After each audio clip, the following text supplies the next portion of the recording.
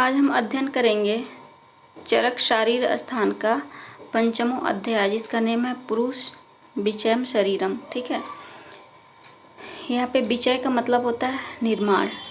तो हम previous chapter में जो महती गर्भाक्रांति शरीर यानी कि विस्तार से जो गर्भ का निर्माण के बारे में जो वर्णन किया गया है, उस अध्याय में क्या बताया गया था कि जितने भाव पुरुष में है उतने ही भाव क्या है लोक में है।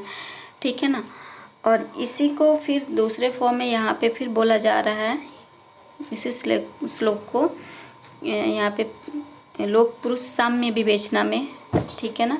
यावन्ते ही लोके भाव विशेषात्वान्तः पुरुषे यावन्तः पुरुषे तावन्तो लोके इति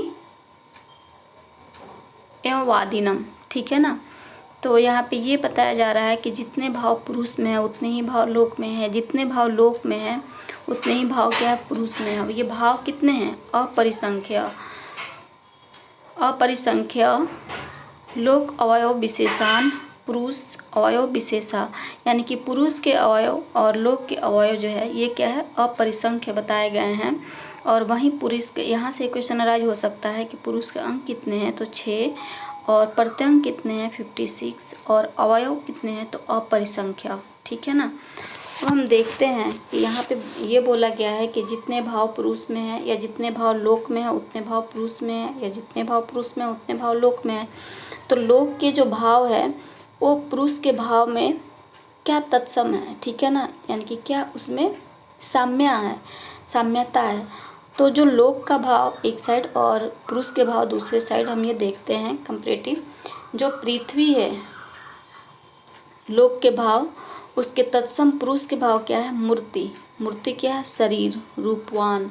ठीक है ना। अब लोक भाव तो क्लेद पुरुष के भाव होता है, तेज के लिए अभिसंताप आता है पुरुष भाव, वायु के लिए प्राण आता है, आकाश के लिए सुशिर, यानी कि जितने भी स्रोतस वाले एरिया है जैसे बड़ी आंत छोटी आंत जहाँ भी हॉलो ऑर्गन्स है। ठीक है ना। ये हो गया हमारा किसके लिए आया वायु के लिए। फिर आकाश का सिनोनिम क्या है वियत यूज किया गया है, ये सुशिर के लिए। अभी हमने देखा वायु के लिए प्राण देखा, आकाश के लिए सुशिर, ब्रह्मा के लिए अंतरात्मा, ब्रह्मा की मूर्ति अंतरात्मा की विभूति, ब्रह्मा इम्पोर्टेंट है यहाँ पे। फिर ठीक है, ब्रह्मा की विभूति प्रजापति के लिए मन आया, इंद्र के लिए अहंकार आया। ये फर्दर बहुत इम्पोर्टेंट है, इंद्र का अहंकार।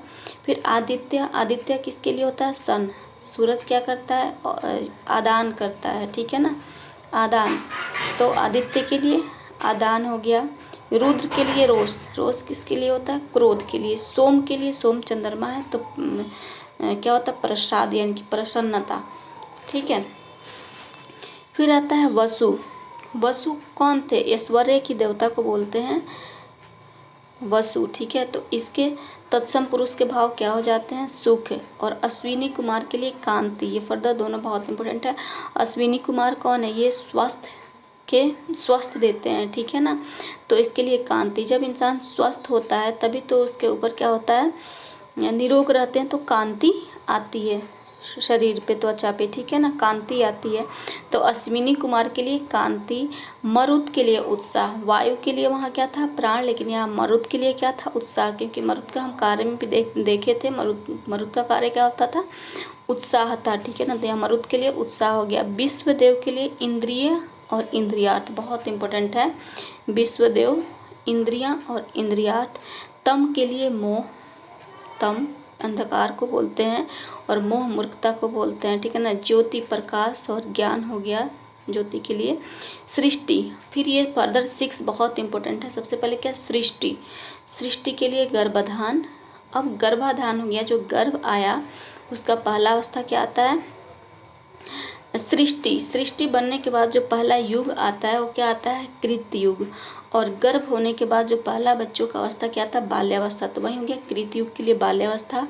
देन त्रेता के लिए युवावस्था, द्वापर के लिए वार्धक्य या वृद्धावस्था, इसी को स्थाविर्य बोलते हैं।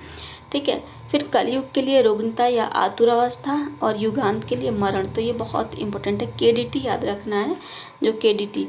तो कृतयुग, त्रेता, द्वापर, बाल्यावस्था, युवावस्था, वार्धक्य, उसके बाद से कलयुग, आतुरावस्था, युगांत, मरण। फिर सृष्टि के लिए गर्भाधान। आगे और क्या विशेष याद रखना है, अश्विनी कुमार के लिए कांति, मरुत के लिए उत्साह और विश्वदेव के लिए इंद्रिय और इंद्रियार्थ। फिर इंद्र के लिए अहंकार, ब्रह्मा के लिए अंतरात्मा। ठीक है, आगे हम देखते हैं। फिर ये बताया गया है कि 8 नंबर श्लोक में तस्य हेतु उत्पत्ति वृद्धि उपप्लव वियोगश्च। ठीक है ना, यानी कि ये बताया गया है तस, ये जो पुरुष की उत्पत्ति होती है, यानी कि सबसे पहले उसकी हेतु का मतलब क्या हुआ, उत्पत्ति कारणम। ठीक है ना, उत्पत्ति हुई, फिर उसके बाद से उत्पत्ति कारणम, उत्पत्ति जन्म। ठीक है ना, उत्पत्ति यानी उसकी जन्म होती है, फिर वृद्धावस्था को प्राप्त करता है। ठीक है ना, वृद्धि अवस्था, उत्पत्ति के बाद वृद्धि अवस्था, वृद्धि अपायनम यानी कि उपचय हुआ। फिर उसके बाद से जब ये वृद्धि अवस्था में प्राप्त हुआ तो उसको क्या हुआ, इच्छा हुई, यानी तृष्णा हुआ। ठीक है ना, तृष्णा, उपप्लव जिसको बोलते हैं तृष्णा। और यही तृष्णा किस में कन्वर्ट कर देता है, क्या लाता है, विकार को लाता है, और विकार से क्या होता है, वियोगश्च, मृत्यु को प्राप्त कर जाता है। ठीक है ना, तो तस्य मिलम सर्व उपप्लव व नाम च प्रवृत्ति, यानी प्रवृत्ति जो है, कामना, चेष्टा, जो तृष्णा है, भूख, लालच है, जो ये क्या है, सारे दुखों का मूल कहा गया है। और निवृत्ति उपप्रम यानी कि सारे निवृत्ति क्या है, सुख है। या फिर फर्दर बोला गया है प्रवृत्ति दुखम निवृत्ति सुखम इति। ठीक है ना, तो प्रवृत्ति क्या है, सुख है, और निवृत्ति क्या है, दुख है। इसके बाद से ये बताया गया है कि जो प्रवृत्ति है, प्रवृत्ति यानी जो तृष्णा है, इसका जो मूल क्या है, मोह, इच्छा, द्वेष और कर्म। ठीक है ना, मोह, इच्छा, द्वेष और कर्म, ये क्या प्रवृत्ति के मूल बताए गए हैं। फिर जो निवृत्ति है, निवृत्ति या अपवर्ग या मोक्ष। ठीक है ना, निवृत्ति, अपवर्ग या मोक्ष, इसको क्या बोला गया, निवृत्ति के पर्याय यानी कि अपवर्ग बोला गया है, यही मोक्ष है।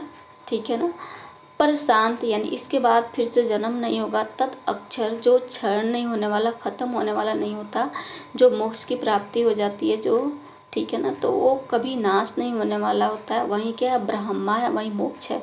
तो यहाँ पे बेसिकली मोक्ष की जो ये है, या अपवर्ग की जो क्या बताया गया, सिनोनिम बताया गया, निवृत्ति, अपवर्ग, अक्षर, ब्रह्मा।